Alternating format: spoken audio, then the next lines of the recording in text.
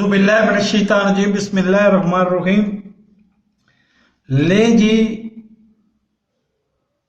इस बात से तीन चार बातों के नताइज बड़े वाज़ेह होकर सामने आ जाते हैं।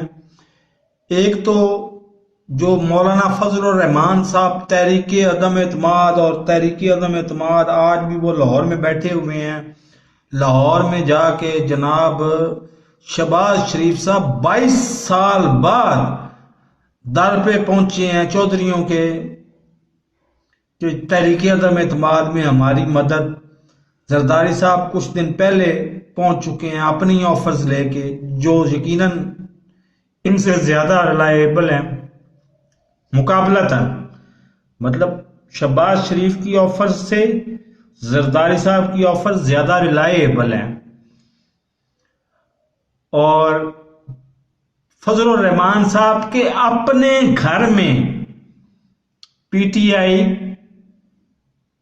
जीत गई है गैर सरकारी नतीजे के मुताबिक, और ये जेयूआई हार गई है। तो इससे तीन बातें साबित होती हैं कि एक तो ये कि जी तंजीमें जो तोड़ी थी इमरान खान ने, उसका कुछ ना कुछ अच्छा इम्पैक्ट पड़ रहा है। दूसरी बात, सबसे बड़ी बात, कि तहरीक अदम एतमाद की असलियत सबके सामने आ गई है।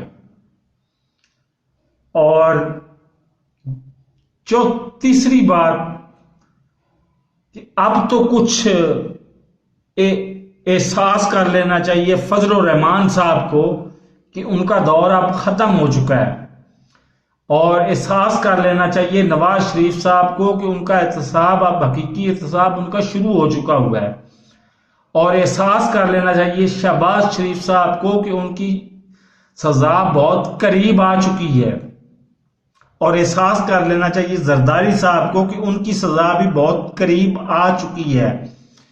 उनसे भी रिकवरियां शुरू होने वाली हैं, और शहबाज शरीफ साहब से भी रिकवरियां शुरू होने वाली हैं। पता नहीं, लेकिन हमें दबाव बरकरार रखना है पीटीआई गवर्नमेंट पे कि वो महंगाई में और कुव्वत खरीद में कुछ बैलेंस लाए। मतलब कुछ कुव्वत खरीद को ऊपर करे, कुछ महंगाई को कम करे, क्योंकि महंगाई का वापस उस सतह पे आना नामुमकिन सी बात हो गई हुई है अब।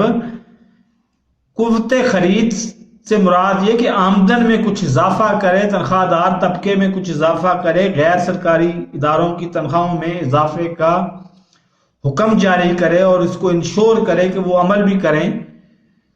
तो हमें मौजूदा हुकूमत पे ये दबाव बढ़ाना चाहिए। इन आने वाले तिलों में तेल नहीं है, ना इन्होंने आना है, इन्होंने सिर्फ शोर मचाना था, वो मचा लिया। अब 23 मार्च को मैं पहले पेशीन गोई कर चुका हूं कि 23 मार्च को ये 25 किलोमीटर के एरिया में फजलुर रहमान साहब नजर ही नहीं आएंगे, और नजर आएंगे तो फिर इंतजामिया को होशियार रहना चाहिए कि इनके साथ वो हैं लाल मस्जिद वाली इंतजामिया वाले, जो आज भी झंडा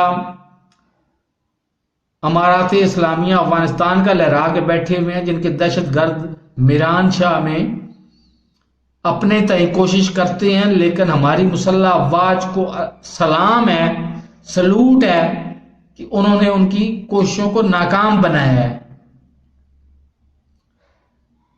तो ये हालात है मौजूदा। आप खुद फैसला करें कि तहरीक अदम एतमाद आएगी या नहीं आएगी। अल्लाह हाफिज।